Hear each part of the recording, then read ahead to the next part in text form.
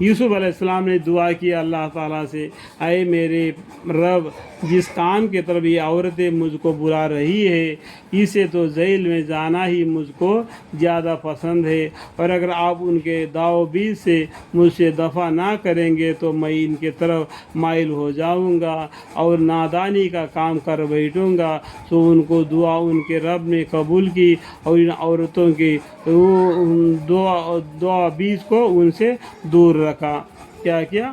تو لوگوں نے کیا کیا، چند دن کے لیے یوسف علیہ السلام کو الگ رہنے دو کر کے ان کو جیل خانے میں بھیج دیے۔ بے شک وہ بڑے سننے والا، خوب جاننے والا ہے اللہ تعالیٰ۔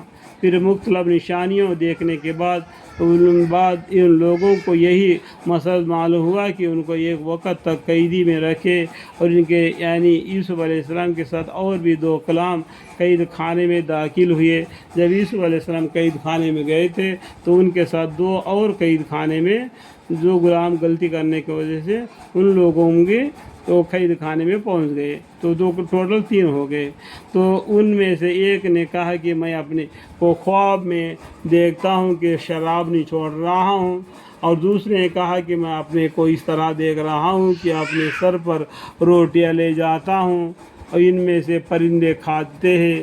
ہم اس خواب کی تعبیر بتلائیے، آپ ہم کو نیک آدمی معلوم ہوتے ہیں کر کے یہ 2 باقی غلام جو قید خانے میں آئے تھے تو انہوں نے یوسف علیہ السلام سے اس طریقے سے اپنے خواب کے بارے میں بتلا دیا کہ آپ ہم کو نیک آدمی معلوم ہوتے ہیں۔ تو یوسف علیہ السلام نے فرمایا کہ جو کھانا تمہارے پاس آتا ہے، جو کہ تم کو کھانے کے لیے ملتا ہے، میں اس کے آنے سے پہلے اس کی حقیقت تم کو بتلا دیا کرتا ہوں۔ دیکھو کہ دوپہر کا کھانا آنے سے پہلے ہی تمہارا جو خوابوں کا تعبیر میں بتلا دیتا ہوں کر کے بول کے آگے کیا بولتے ہیں، یہ بتا دینا اس علم کا بدولت ہے جو مجھ کو میرے رب نے تعلیم فرمائی۔ اللہ تعالیٰ نے ان کو اس کا علم دیا تھا۔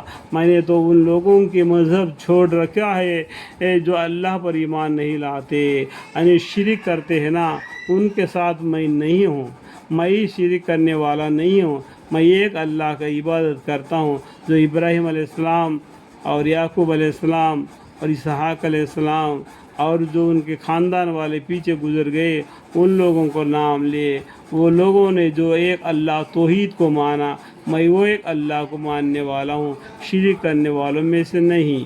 اور اللہ آخرت کے بھی منکر ہے، جو شرک کرتے ہیں وہ آخرت کے بھی منکر ہے۔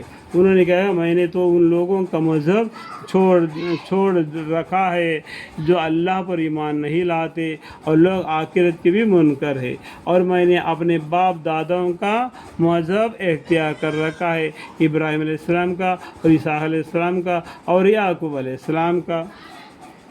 ٹھیک ہے، سمجھ میں آیا بات؟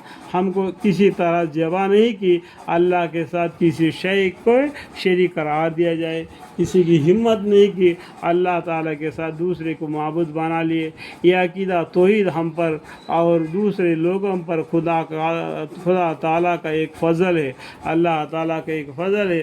اللہ تعالیٰ ہمیں انسان بنا کر دنیا میں بھیج دیا، اللہ تعالیٰ نے قرآن کے ذریعہ نصیحت بھی دے دیا، ایک اللہ کو چھوڑ کر دوسرے کو مت مانو، کل قیامت کے دن اللہ کے سامنے جواب حساب کتاب دینا پڑے گا، تو توحید کو چھوڑ کر ٹرینٹی میں مت جاؤ، کہنے کا مطلب۔ لیکن اکثر لوگ شکر نہیں کرتے۔ اللہم اغفر الحمدللہ رب العالمین۔